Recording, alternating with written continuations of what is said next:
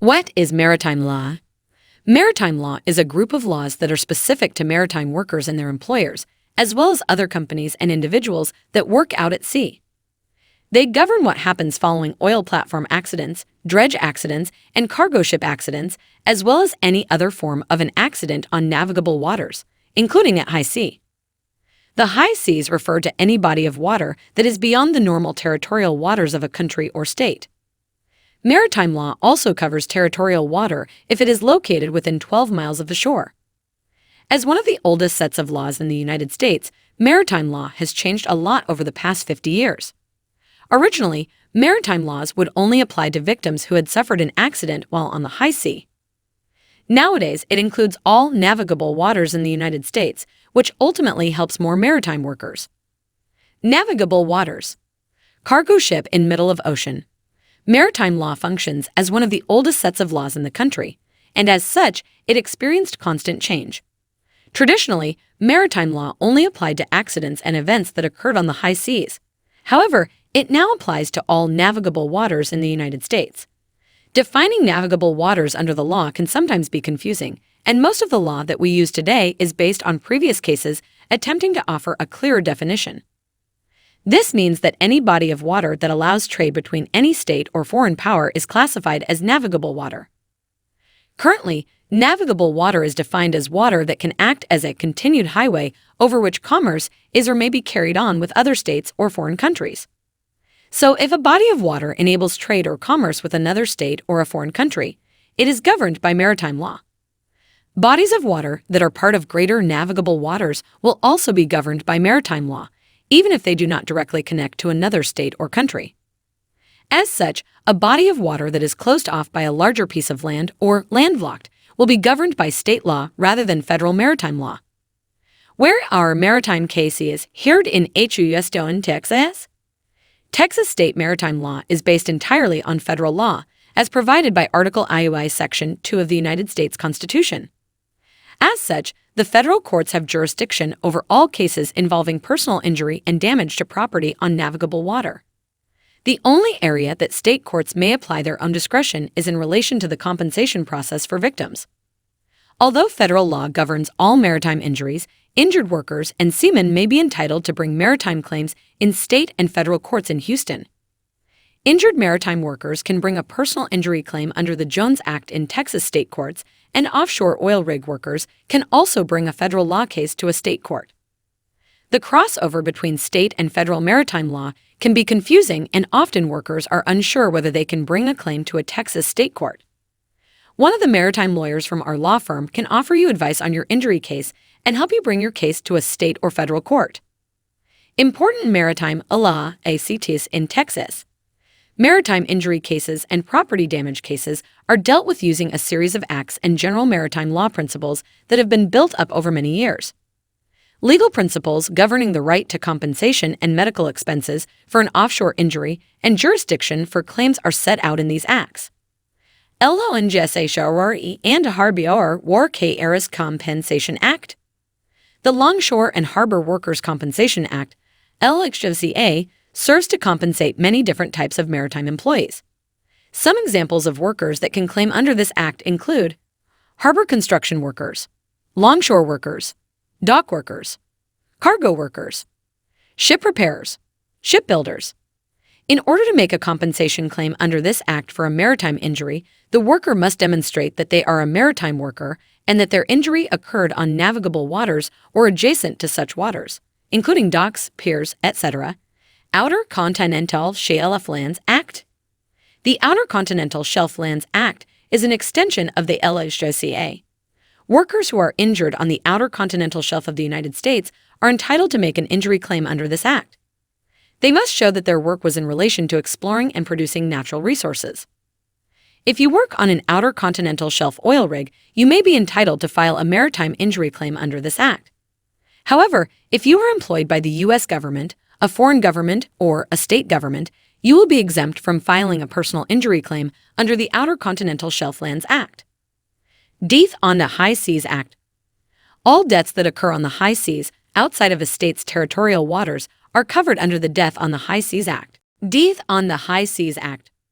All deaths that occur on the high seas outside of a state's territorial waters are covered under the Death on the High Seas Act. This act provides that family members of workers and passengers who die due to an accident at shore caused by wrongful act, neglect, or default occurring on the high seas can bring a lawsuit. Family members can only recover compensation for pecuniary losses, like financial support, and will be unable to recover medical expenses and funeral costs. The statute of limitations for bringing claims under this act is 3 years. Jones Act. The Jones Act, also known as the Merchant Marine Act, was established in 1920 and covers the rights of seamen to file claims against their employers for an offshore injury. Under the Jones Act, workers have a right to file a compensation claim against their employer if they were wholly or partially responsible for their injuries. As such, your employer only needs to play a part in causing the personal injury you suffered to recover compensation. Some incidents of negligence covered under this act include failure to maintain and prove safe equipment for seamen, having knowledge of extreme weather conditions and not taking steps to avoid them, knowingly giving negligent orders and instructions to workers, failing to provide medical treatment to injured workers. Injured seamen can make a personal injury claim against their employers for whole or partial negligence in a state or federal court. Workers also retain the right to a jury trial. To bring a claim under the Merchant Marine Act, you should speak with an experienced maritime lawyer who can help you with your claim. Claims under this act can often be complex, and a Texas lawyer can help gather evidence on your behalf, build a strong case, and ensure that you receive proper compensation for your injuries. Limitation of Liability Act.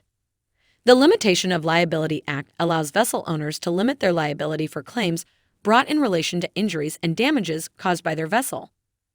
This means that if you are injured on any type of vessel, such as personal watercraft or a cargo ship, and suffer serious injuries as a result, the owner of the ship may be able to reduce their liability and minimize the amount of compensation you can recover.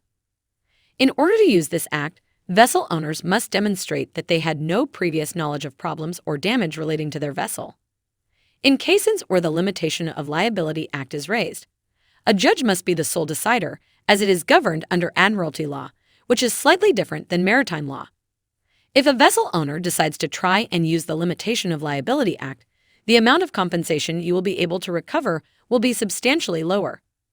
As such, it is recommended that you seek help from experienced maritime attorneys who can demonstrate that the vessel owner did in fact have prior knowledge of the dangers of using the boat and that they should be found responsible for your injuries. Seamen's right to maintenance and cure.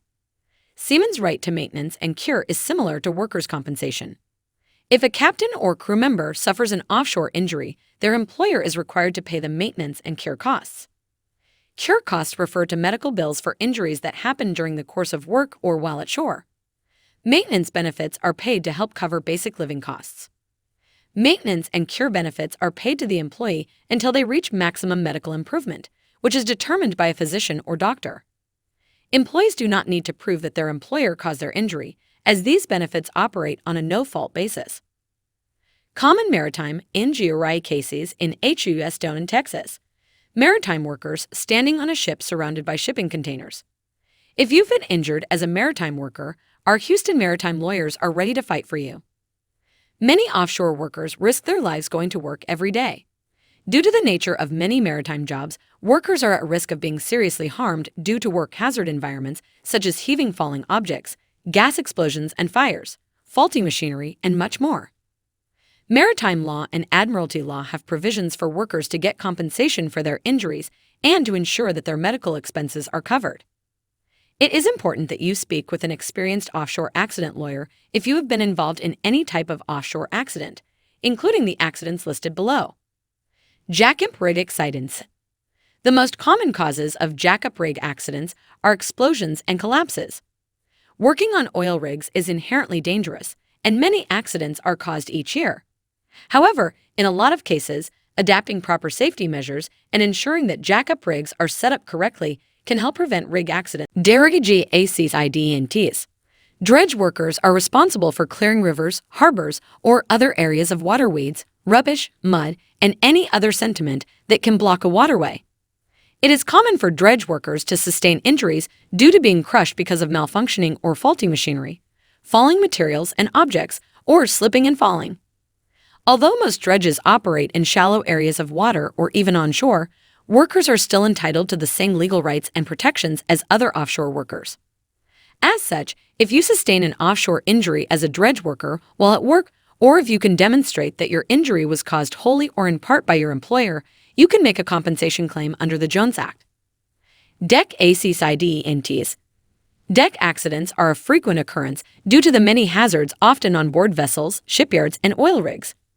Slip and fall accidents are a common occurrence due to the deck of a vessel being wet and exposed to the sun.